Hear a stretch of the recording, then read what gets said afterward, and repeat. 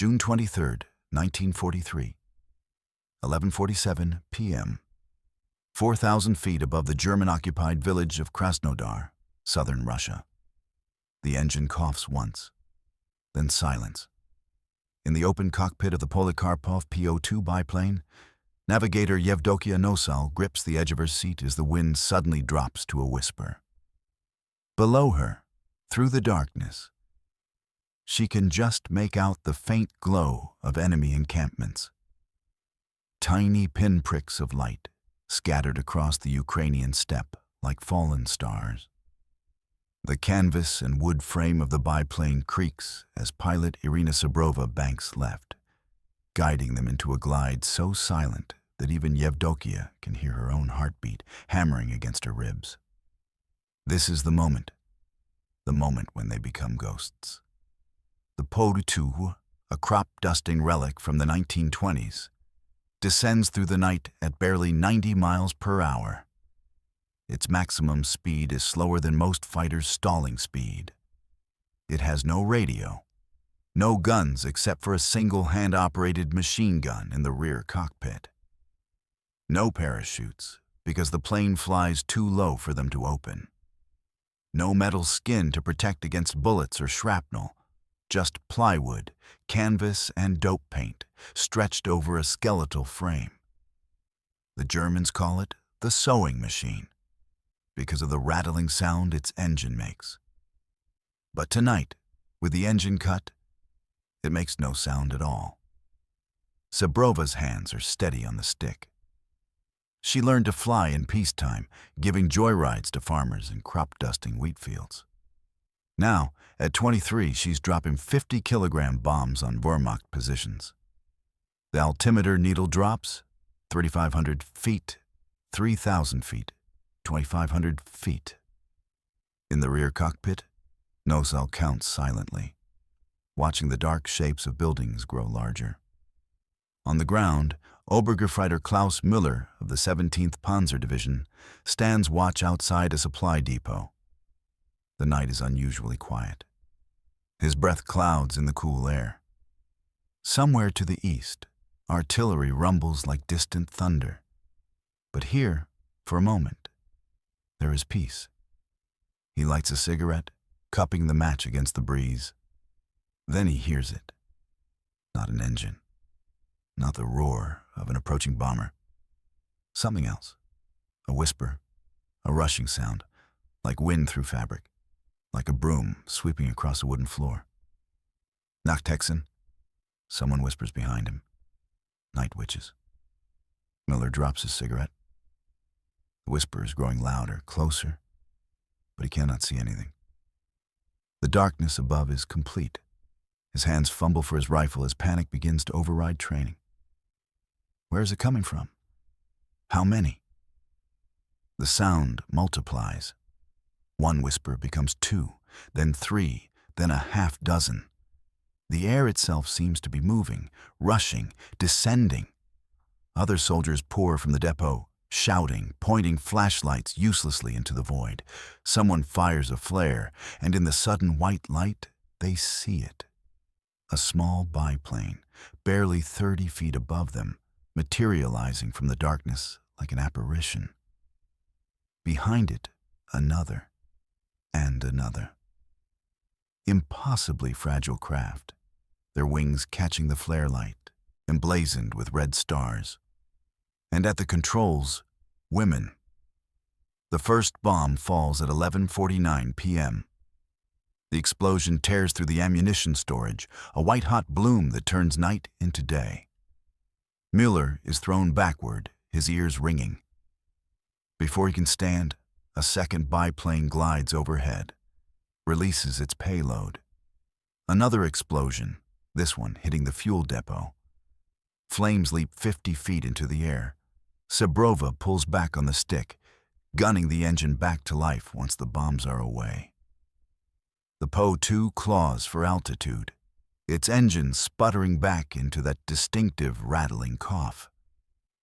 Beside her, Nosal is already calculating the route back to base, marking their success in her logbook by the light of the burning depot below. They are part of the 588th Night Bomber Regiment, an all-female unit of the Soviet Air Force. Every member, from the pilots to the navigators, to the mechanics, to the commanding officer, is a woman. Most are in their early 20s. Some are teenagers. They fly outdated training aircraft that the Red Army Air Force considers obsolete. They have no defensive armament worth mentioning, no radar, no radio contact during missions. They navigate by compass and stopwatch, dropping bombs by visual estimation in complete darkness. And they are one of the most effective harassment bombing units on the entire Eastern Front. Tonight is their 243rd mission. It will not be their last. The Germans have learned to dread the sound, or rather, the absence of sound. During the day, the Luftwaffe owns the skies. Their Messerschmitts and Focke-Wulfs hunt Soviet aircraft with ruthless efficiency. But at night, when darkness falls over the front lines, a different kind of war begins. The night witches hunt in pairs or trios, using the oldest trick in the book. One plane draws enemy fire while the others attack from different angles. They fly between 8 and 18 missions per night, sometimes more, returning to base only long enough to refuel, rearm, and mark another sortie in the logbook. Their planes hold only 2 bombs at a time, so they must make dozens of runs to be effective. They do. By the time Sebrova and Nosal land back at their forward airfield at 2:15 a.m., the ground crew is already preparing their plane for the next mission. The mechanics, also all women, work by the light of kerosene lamps and shielded flashlights, hammering patches over bullet holes, refueling from hand-pumped drums. There are no paved runways here, just a cleared wheat field. No hangars, just camouflage netting strung between trees. No spare parts, so they cannibalize damaged planes to keep the others flying. Sebrova climbs stiffly from the cockpit. Her flight suit is patched and repatched. Her face is wind-burned, her fingers numb. She's been in the air for 4 hours. She'll be back up in 45 minutes. "Good drops?" asks the regimental commander, Major Yevdokia Bershanskaya, striding across the field. At 32, she is practically ancient by the standards of the regiment. She's been with them since the beginning, and she'll be with them until the end. "All on target," Nosal reports, her voice hoarse from the cold. "Secondary explosions, fuel depot and ammunition." Bershanskaya nods, marking it in her own log. "Good. Rest. Next sortie in 40 minutes. 40 minutes. Enough time for a weak tea and maybe a piece of black bread. No time to sleep. They'll sleep when they're dead, or when the war is over, whichever comes first." Behind them, another Po-2 touches down, its engine coughing into silence. Then another. One by one, they return from the darkness. These fragile birds of prey, crewed by women who were not supposed to be here, fighting a war they were not supposed to fight. But the Germans know they are here now. They know the sound of silence. They know the terror of bombs falling from invisible wings. They know the night witches. And tonight, like every night, they will not sleep. 18 months earlier, October 8th, 1941. Engels, a small town on the Volga River, 450 miles southeast of Moscow. The war is going badly. In 4 months, the Wehrmacht has driven deep into Soviet territory. Leningrad is under siege. Kiev has fallen. German panzers are racing toward Moscow, and the Red Army is bleeding out across a 1,000-mile front. Stalin has issued Order 227. Not one step back. Deserters will be shot. Cowards will be shot. Anyone who retreats without orders will be shot. The Soviet Union is fighting for its life, and it needs every pilot it can get. Marina Raskova stands before a formation of 400 women at Engel's Military Aviation School.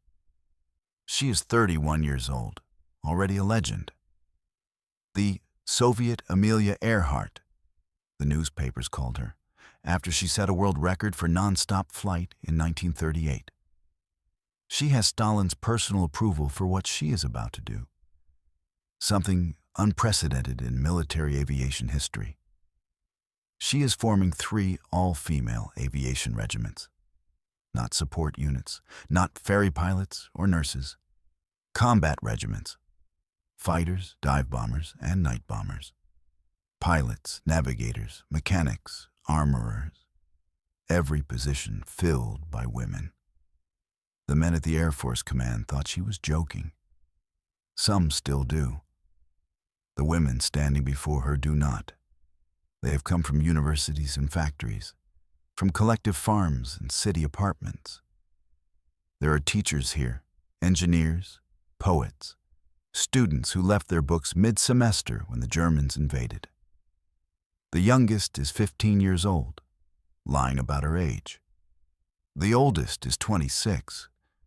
Many of them already know how to fly. The Soviet Union has an extensive civil aviation program, and flying clubs were popular before the war. But knowing how to fly a trainer aircraft in peacetime and flying combat missions in a war zone are very different things. You will be given no special treatment, Raskova tells them, her voice carrying across the formation. You will train harder than the men. You will prove yourselves worthy not once, but every single day. The Air Force does not believe you belong here. The infantry does not believe you belong here. Even some of your fellow women do not believe you belong here. She pauses, letting that sink in. You will prove them all wrong. Among the women listening is Nadezhda Popova, 19 years old, from Donetsk. Her father was killed in the first weeks of the war. Her brother is missing, presumed dead. She volunteered the day after the Germans bombed her hometown, walking 150 miles to the nearest recruiting station. She has 300 hours of flying time from her aviation club. She thinks that makes her prepared. She is wrong. The training is brutal. They wake at 4 a.m. for calisthenics in sub-zero temperatures. They study navigation, aerodynamics, meteorology, weaponry. They learn to assemble and disassemble aircraft engines blindfolded. They practice emergency landings with engines cut. They fly training missions until their hands bleed from the cold and their eyes burn from exhaustion. The men's regiments receive new equipment: Yak-1 fighters, PE-2 dive bombers. The women's night bomber regiment gets the PO-2. The Polikarpov PO-2 is a primary trainer, designed in 1928 for teaching students basic flight. It is made almost entirely of wood and canvas. Its top speed is 94 miles per hour. It has an open cockpit, meaning the crew is exposed to wind, cold, and enemy fire. It carries a maximum bomb load of 350 kilograms, less than most fighters' fuel capacity. When the women first see their assigned aircraft, some of them cry. But Raskova sees something the others don't. The PO-2's obsolescence is its strength. It flies too slowly for German fighters to engage properly. The fighter's stalling speed is higher than the PO-2's maximum speed, meaning they overshoot if they try to attack.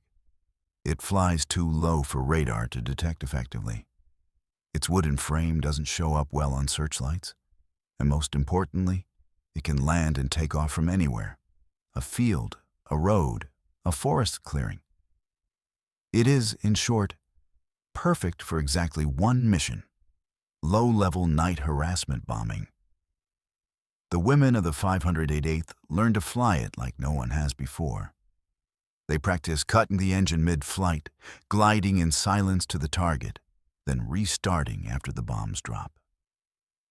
They learn to navigate by the stars, by landmarks, by counting seconds. They develop tactics.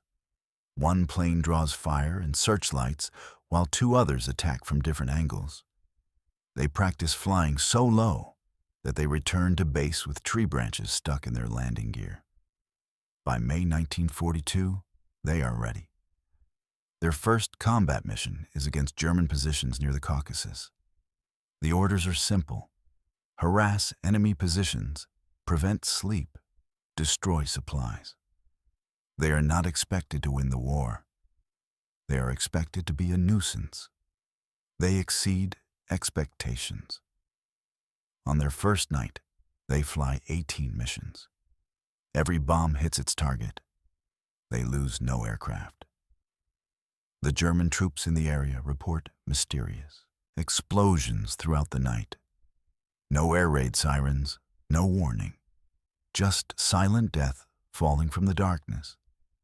It happens again the next night, and the next, and the next. The Germans begin to panic. They set up searchlights, anti-aircraft batteries, sound detection equipment. They station fighter patrols at night. Nothing works. The biplanes are too small, too slow, too low. By the time a searchlight finds one, it's already dropped its bombs and vanished. By the time a fighter is scrambled, the target is gone. And then there's the sound, or rather, the absence of sound. When the Po-2s cut their engines, they glide almost silently, the wind rushing over canvas wings producing a soft, whooshing noise. To terrified German soldiers listening in the dark, it sounds like a witch's broom sweeping through the air. Nachthexen. The name spreads through the Wehrmacht like wildfire. Night witches. German commanders offer iron crosses to any pilot who shoots one down, the same decoration given for destroying much more valuable bombers. It doesn't help. The night witches keep flying. Popova becomes one of their best pilots. She develops a reputation for flying the most dangerous missions, the ones deeper into enemy territory. On one mission in 1943, her plane is caught by searchlights over a German position. Anti-aircraft fire tears through the canvas wings, riddling the fuselage with holes. A bullet passes through her flight map, between her fingers. Another tears through her sleeve without touching skin. Her navigator, Serafima Amosova, keeps calling out corrections even as tracer rounds light up the sky around them. They drop their bombs. They make it back to base.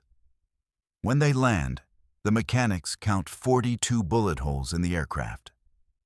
Popova is back in the air 4 hours later. Not all of them are so lucky. On August 1st, 1942, Yevgenia Rudneva and her navigator Zoya Parfionova are hit by anti-aircraft fire during a bombing run. Their plane goes down behind enemy lines. The Germans find them the next morning, still in the wreckage, Rudneva's hands frozen to the control stick. The regiment grieves. And then they fly the next mission. By the end of 1942, the 588th Night Bomber Regiment has flown over 10,000 combat sorties. They have dropped 3,000 tons of bombs. They have been shot at hundreds of times, caught by searchlights countless times, hunted by fighters night after night. And they have earned the fear and respect of every German soldier on the Eastern Front. Yevdokia Bershanskaya, their commander, implements strict protocols. No unnecessary risks, no showboating, no missions without proper preparation. She knows her pilot's capabilities intimately. She flies combat missions herself, leading from the front. When male commanders from other regiments suggest the women aren't fit for combat, she invites them to fly a single mission with her crews. Most decline. Those who accept come back silent. The women themselves develop their own culture. They share everything: food, clothes, whatever warmth they can find. They write letters home when they can, though mail service to the front is sporadic. They sing between missions, teaching each other folk songs and bawdy military ballads. Some keep diaries, though regulations forbid it.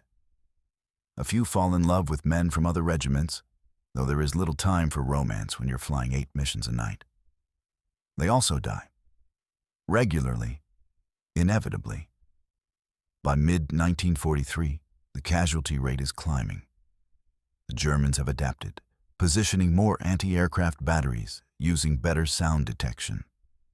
The Night Witch's tactics work, but they are not magic. Canvas and wood cannot stop bullets. Pilots cannot fly forever without rest. But they keep flying because there is a war to win, because their country is burning, because German soldiers need to know that nowhere is safe, that darkness offers no protection, that every night the witches will come, and because Marina Raskova believed in them. Raskova never sees the full extent of what her women achieve. On January 4, 1943, she dies in a plane crash during bad weather, leading her dive bomber regiment to the front. Stalin himself carries her urn during the funeral in Moscow.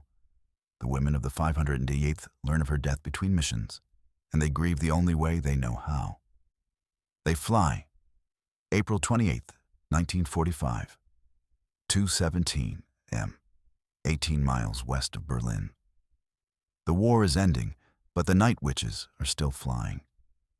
Nadezhda Popova pushes the throttle forward, coaxing her Po-2 through the darkness toward the German positions ahead. She is 23 years old now, ancient by the standards of this war.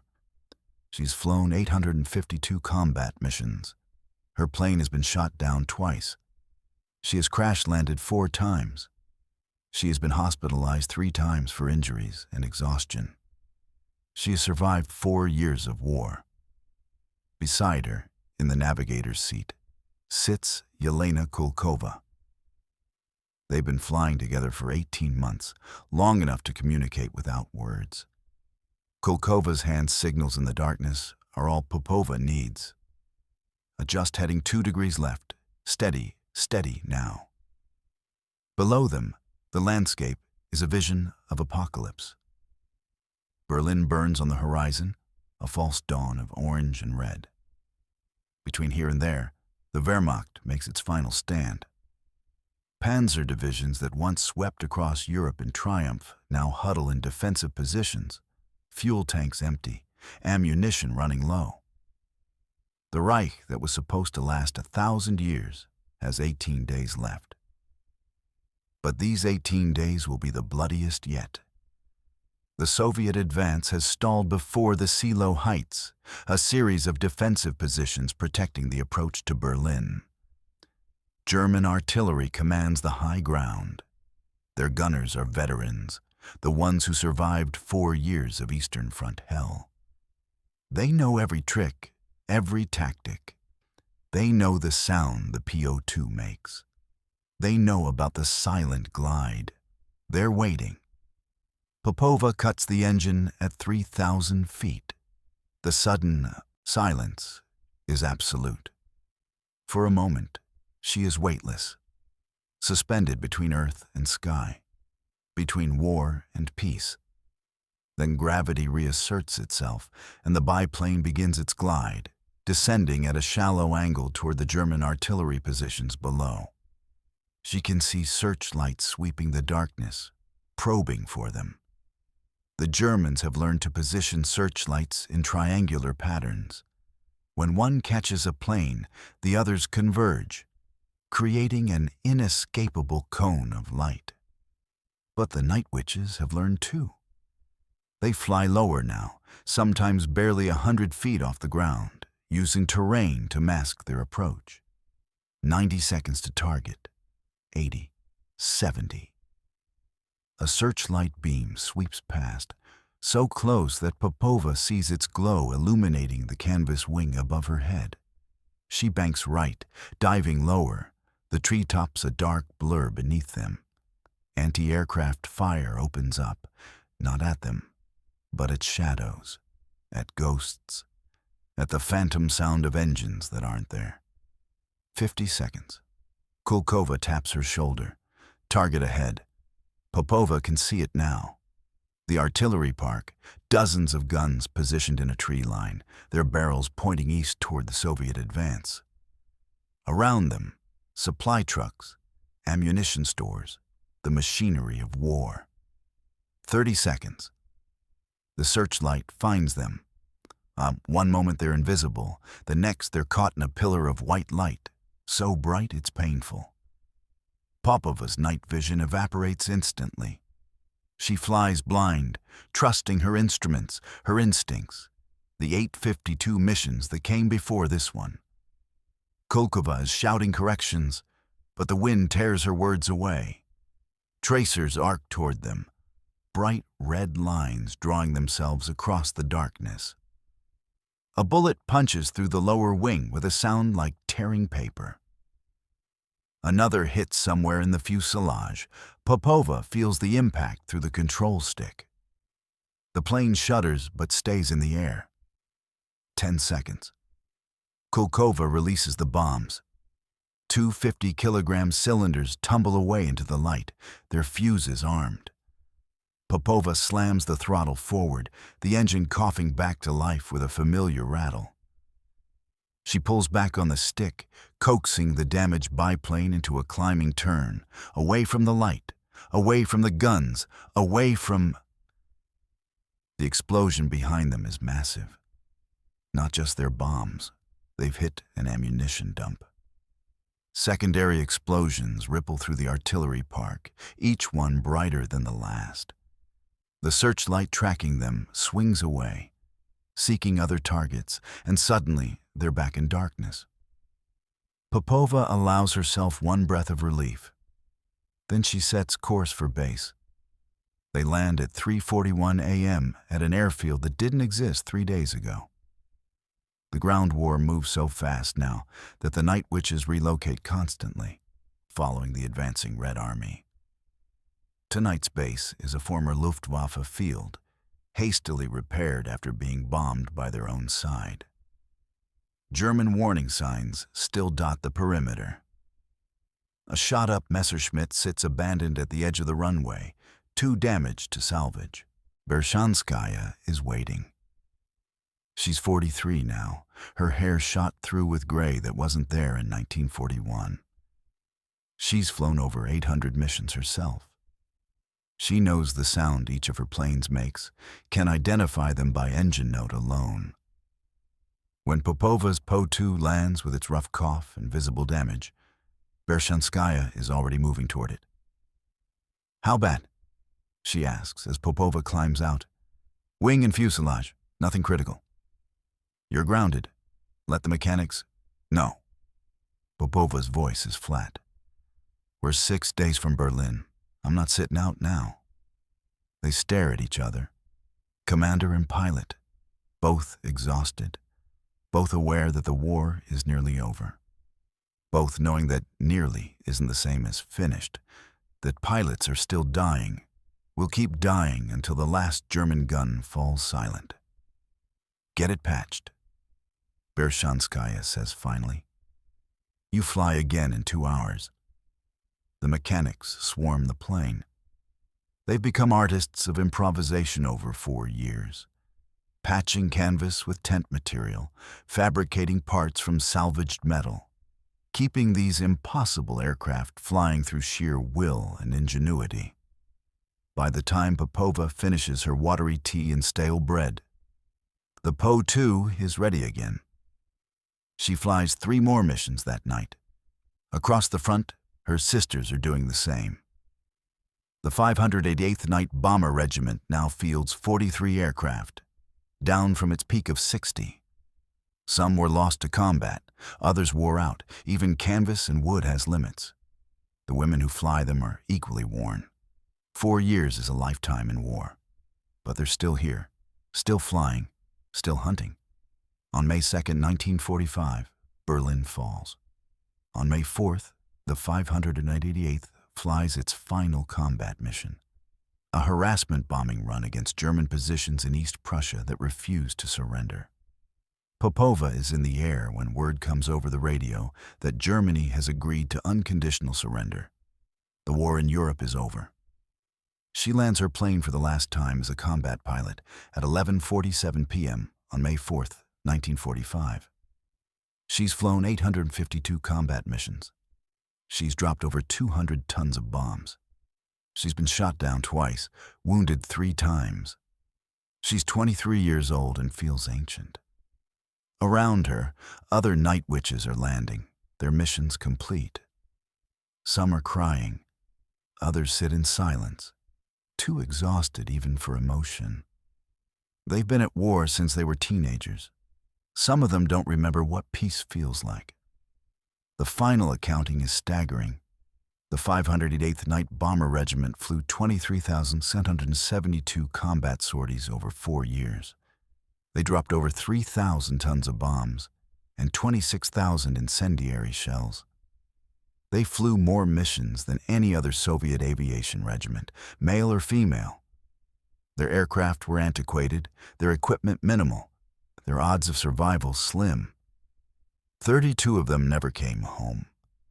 32 women who were pilots, navigators, mechanics, who were daughters, sisters, students, dreamers, who learned to fly in peacetime and went to war when their country called, who were shot down, who crashed, who burned, who fell from the sky over forests and fields and enemy positions, who lie buried in military cemeteries and unmarked graves across Eastern Europe. The survivors carry their names forward. 23 members of the 588th are awarded Hero of the Soviet Union, the highest military decoration. Hundreds more receive orders and medals. But the recognition comes slowly, grudgingly. After the war, the Soviet Union prefers to forget that women served in combat roles. The night witches fade from official histories, their story deemed too uncomfortable, too unconventional. But the Germans remember. Years after the war, when historians interview Wehrmacht veterans, the same stories emerge. The terror of those nights. The sound of wind over canvas, the bombs fallen from nowhere. The feeling of helplessness as searchlights swept empty sky and anti-aircraft guns fired at ghosts. We feared them, one veteran admits. More than the artillery, more than the tanks, because we never knew when they would come. Every night, wondering if tonight you would hear that sound. That terrible sound like witches' brooms sweeping through the darkness. The Po-2 itself becomes a footnote in aviation history. After the war, the remaining aircraft are scrapped or retired to museums. Modern historians marvel that such primitive machines could be effective in modern warfare. But effectiveness was never about the aircraft. It was about the women who flew them. Nadezhda Popova survives the war. She marries a fighter pilot she met at the front. She has children, grandchildren. She lives to be 91 years old, dying in 2013, one of the last night witches. In her final years, she gives interviews, speaks to historians, visits schools to tell her story. "Were you afraid?" they ask her. "Every single night," she answers. "But we had a job to do." That job, terrifying the Wehrmacht, disrupting their sleep, destroying their supplies, proving that women could fight and win, was accomplished without the benefit of advanced technology, without heavy armament, without the advantages given to male pilots. They did it with obsolete biplanes, improvised tactics, and sheer courage. They did it by mastering the darkness, by becoming the sound that German soldiers learned to fear, by cutting their engines and gliding silent through the night. Bombs ready, target acquired, duty calling. The night witches flew 23,772 missions, and every single one began the same way, with an engine cutting out and a biplane descending into silence, and a woman at the controls who refused to be afraid of the dark, because they had become the darkness itself. And the darkness had teeth.